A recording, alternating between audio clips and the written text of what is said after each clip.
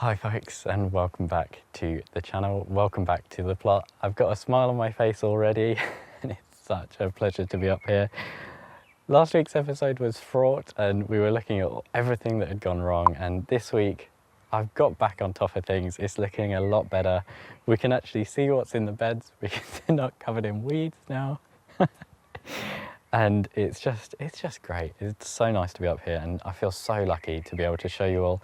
There were so many supportive, wonderful comments in my last video that were just brilliant. So keep them coming.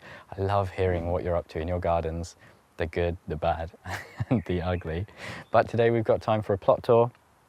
And then afterwards, I'm really excited. I'm going to go back to the garden at home and show you what's going on there, because we've actually got some produce on the grow. But we'll start the tour with this bed right in front of me. So, carrots. Do you guys remember how much trouble I've had with carrots this year? These were my second sowing after my first did absolutely nothing. And I put in 4 rows of early Nantes, purple market atlas. There was purple sun. Did I just say purple market atlas or Paris market atlas? I don't know. There was something else as well. Maybe Royal Chanteray, little tiny ones. I can't remember what went in here, but they just have not, they've not done it for me this year. They're looking a little sad, but you know, fingers crossed, we might still get a little harvest from these. They're still too early to pull up, but can see a couple of the little tops, and sure enough, we do have carrots. So I'm taking that as a win. They've been invaded by these volunteer tomatoes as well, which is quite funny, but I thought, hey, we might get some free tomatoes, why not leave them in? Probably not wise. So this, along with carrots, has been the main salad bed, and I've got quite a few lettuce crops out of here. They've done pretty well, which is surprising considering they're right next to the compost bays, which are kind of a haven for slugs. They have had a lot of slug damage, but since I came up, got back on top of the grass, dispatched a few slugs here and there, they've been pretty okay. And this one looks a little funky, a little beastie, because I've taken the head and I kind of left the root base. And when you do that, it kind of spawns all these new heads. There's about 4 on here, and they're all good. You can take one at a time, or you can take them all, and it's just great having so much fresh lettuce. The spring onions as well, loads of those in here. And these were all planted in September, and they've done really well. I was really worried that they would get white rot, but I think they're quite resistant. This is white Lisbon, famous spring onion. So I've been pulling those, and we've had some really, really nice salads. And of course, just over here, this is my beetroot. And if you ask me, this looks incredible. First time growing. You know, it might be ready to harvest. This is Chioggia. It's actually, do you know, I hadn't planned this, but I think I'm gonna pull this one. It looks huge. Oh, look at that. This is my first ever beetroot. Look at the colour. That is amazing. I think it's gone a bit sort of flat, so it could be a little bit bigger, and I'm probably going to leave the rest. But hey, this is a really good sign. Not too much pest damage on these. Last year I had loads of beet leaf minor, but this is looking really good. Oh. We've harvested one thing, we might as well start having a look at these potatoes as well. These are my first earlies, Aaron Pilot, and they've fully died back now. I think these are ready for harvesting. I think first earlies don't do too well if you leave them in the ground, but I could be completely wrong about that. Let's have a look.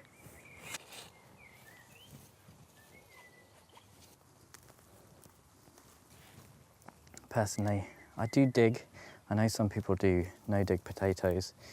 I tend to dig mine, but I am very careful. Put the fork in, loosen the soil, and then tend to do it mostly by hand, which is a little primitive. Oh, the soil feels lovely. It is often surprising how deep these potatoes go. Yeah, oh, this one's a little bit green. So there we go. I think this is a pretty decent harvest. These all look pretty healthy. There's not too many. I think it's a moderate success. This is probably about 1/5 of the bed for the first earlies. Obviously there's all of the King Edwards as well, and I think it's just that these were planted a little bit too densely, so they've been kind of competing with each other. So there's a lot of really small ones, but there's some good sized ones as well. I'm certainly happy with these, but here's a good topic for the commenters today. What do you think of my harvest? If you're used to growing in pots, I reckon this is a pretty small harvest. You could probably get all of this from one pot, if not a little bit more. And you could probably fit 2 or 3 pots in here. So let me know what you think. I'm happy, and that's the main thing. The courgette bed. This was really far behind. This is one of the real signs I wasn't doing well this year for me. Last year, my courgettes were already rocketing. 3 weeks ago, we were taking big harvests, and these have just started to recover. They had so much slug damage, and that was my own fault, because stupidly I thought it would be good to mulch them to keep the weeds down, and to do that I used grass from the paths. And I was very kindly told by my commenters, very delicately in my last episode, that that's a really stupid thing to do. You want to use dry mulch because the green stuff will just become a complete haven for slugs and snails. So this one is still looking pretty sad. I should probably clip off a lot of this damage, but it's a good sign. We're taking courgettes off here now. This is the fruit de ronde. We've had 2 from there. We've got a squash plant in there, another courgette plant there. And it's a real sign of summer for me. But the weather has not been very summery at all. It's been all cloud and cold and grey, which is why my peppers might not be doing as well as you would hope. So if you're new here, or it's been a little while since you caught up with me, there has been dramatic changes in the greenhouse. This is now a pepper house. It's completely given over to all of my chili peppers. I've got, I don't know how many peppers in here, maybe about 28 plants. 1, 2, 3, 4, 5, 33, 32 plants, something like that. And these are looking pretty healthy. If it had been super sunny, I think these things would be a lot bushier and looking a little bit healthier. But all things considered, they're looking pretty good. This one is my mystery pepper. And I didn't realise this until I just picked it up, but this one I am so excited about. You can see it's starting to put out fruit and loads of flowers. Really excited to see what happens with this one. But this is one of the ones in a 10-litre pot, and you can see they're really starting to bush out. Loads of flowers on this one. Not too many flowers on most of them, and that's fine. That's an okay sign for this time of year. I've only just started fertilising them with Nutrigrow. So give these guys another few weeks. Hopefully they will have reached a much bigger size, and then we can really start to focus on the pepper output and the pepper growth. But I love it. These really just put a smile on my face. Should we talk about onions? Now, if I do say so myself, I think the onion bed is looking pretty good. It looks good from a distance, but when you get in, you can see there are quite a few. There's one here, there's one here, that are just tiny. They've never properly got going, and I'm going to pull this one. We'll have a look. It seems healthy enough. There's a good root system on here. The big concern, of course, is how bad is the onion white rot, which completely decimated my garlic. Actually, this onion looks pretty healthy. You can see it here. There's no sign of rot or anything like that on this one. It's just, for some reason, I guess a small one, which gives me hope. I can't lie, I was expecting to pull this one up and find it completely rotted through, and I thought that would be the case for the other small ones that are in here. But I think that's a really good sign. It's a bit strange, the variation in size. There's some really small ones and some really big ones. What have I just... I'm now on a nettle. But yes, these are looking pretty good. And in fact, the ones on the other side look a bit more consistent. Oh God, this is really painful. And the red onions down the middle, I can't see any sign of the actual bulbs starting to show out there. They were grown from seed. I'm not too sure if they're going to be okay. People do say red onions could be a bit tricky, but hey, this is a really encouraging sign. Oh my God, my leg hurts so much. I'm going to regret kneeling down for a little while. Brassicas, once again, from a distance, I think they're looking really good. If you get up close, and I'll show you now, the cabbages are looking a little ratty. They've been really heavily got by the slugs.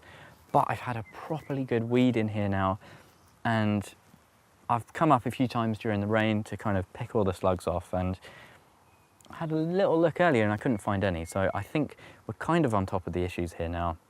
There's not too much pest damage occurring, and I'm kind of hopeful about the cabbages. If you didn't see, I was actually featured, my video was featured in the Suttons Blog, as in Suttons Seeds, you might have heard of them, and they had a really good blog, I'll link it in the description, all about growing broccoli.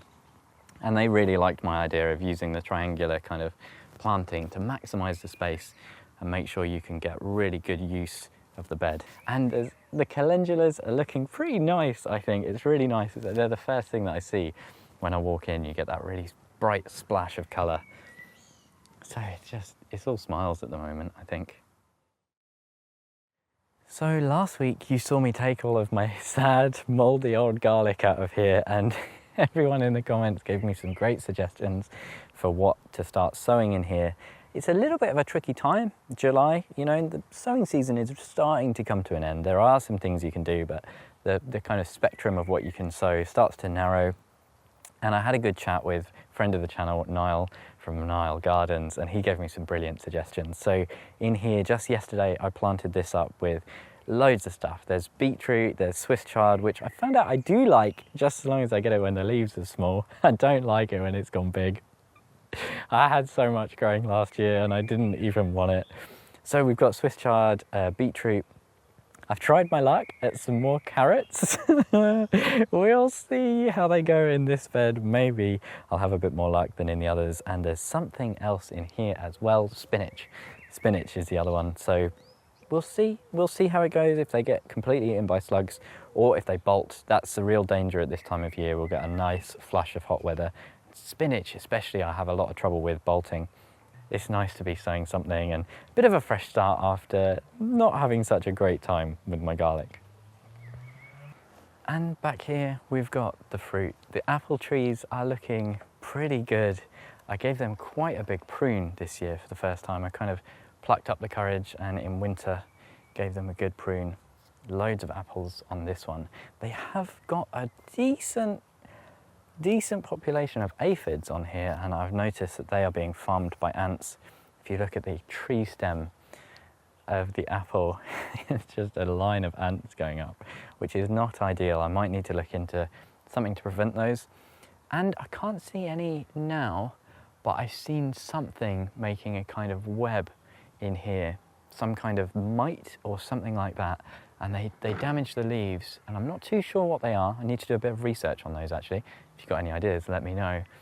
They're not causing too much damage, and where I've seen them, I've kind of cut them off, and the tree still looks pretty healthy. I have been taking a few of the smaller apples here and there where there's a big bunch, because that just helps improve the yields a little bit, kind of makes the tree focus, and you get a few bigger apples as opposed to lots of little ones.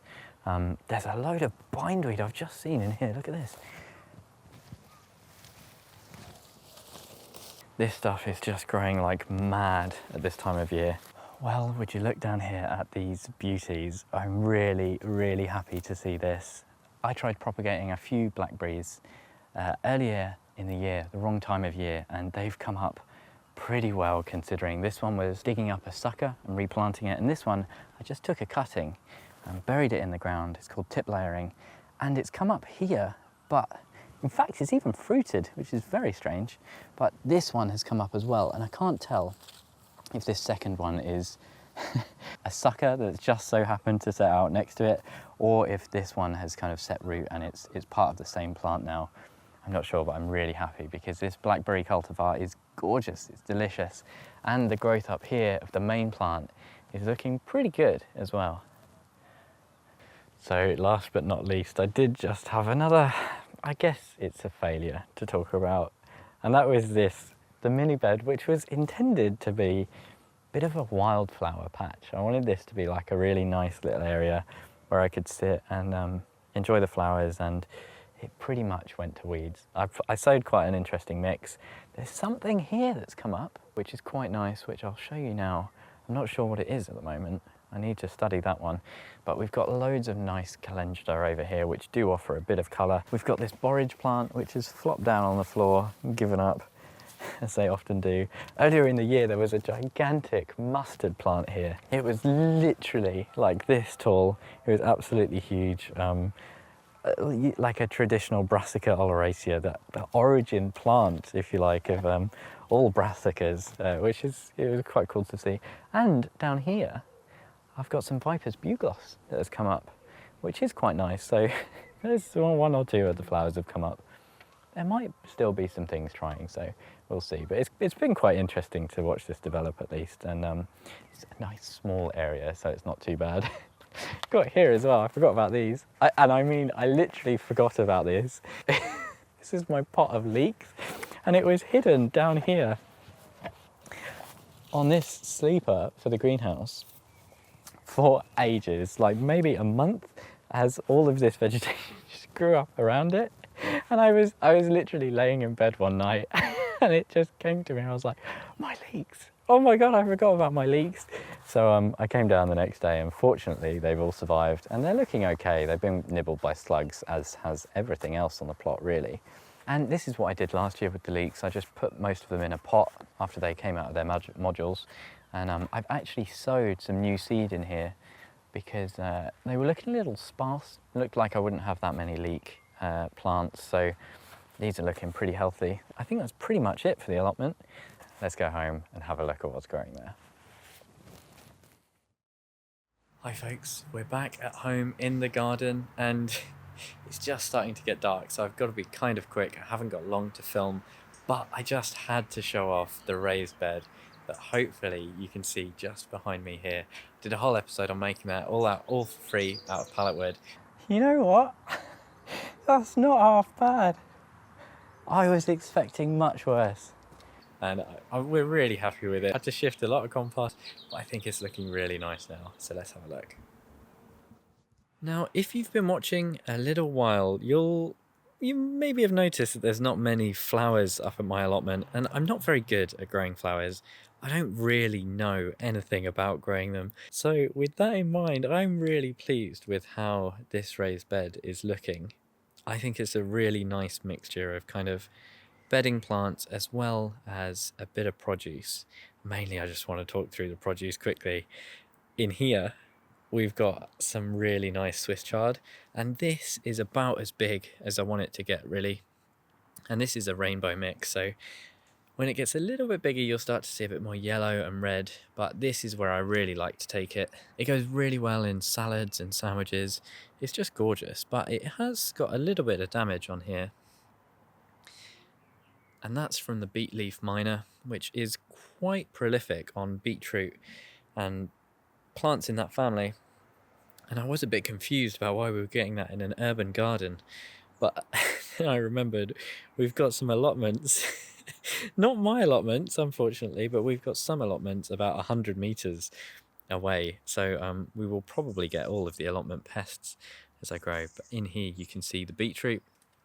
I've got space for sort of 7 or 8 more beetroot plants, and these have got a little bit of beet leaf miner damage as well, but they should come good. They should come okay. Next line for the produce is spinach, and once again beet leaf miner. These are all susceptible to beet leaf miner, so you can see a bit of damage on the leaves. But these are looking okay. I haven't really had any harvest from spinach or the chard just yet, but they are ready to harvest now, so they look okay. And next, I'm really excited. We've got some healthy looking carrots. I'm really pleased with these. These are early Nantes 5 or 2, I can't remember. They're early Nantes anyway, and just next to them we've got a little line of spring onions just coming in. So it's just so nice to be able to have something in the garden that makes it kind of productive. And these are all little things that I can just kind of nip out, especially salad crops. They're so good. When you just need something in the kitchen, you can just nip out. And in here, you can see I've taken one lettuce already, but I had the 2 most picture perfect lettuce plants. This one at the back is still looking pretty good. And I mean, touch wood, but they've had next to no slug damage yet, and I think that's just beginner's luck. I think when you first plant things, the slugs don't know where they are. So I'm just removing this leaf because there's some Lolo Rosso behind it. You can see this red lettuce, and I'm trying to give that a little bit more space. So these were kind of planted. I just seeded the Lolo Rosso around the all year round lettuce, which I planted in as modules. They were from the greenhouse. I bought them back because I had so many, and it's just fantastic. It's so nice to be growing some stuff right outside the back door. I think it looks really pretty. I was a little bit worried about how it would all come out, you know. It was a bit of an experiment, but I'm over the moon.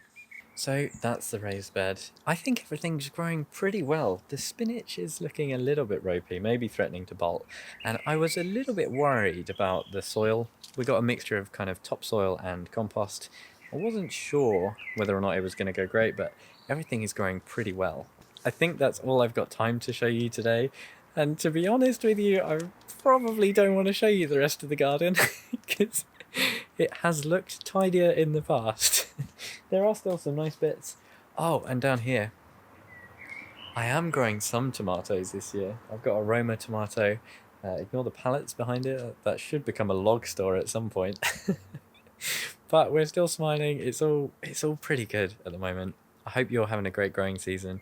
I really hope you enjoyed today's video, and hopefully I'll see you again next time.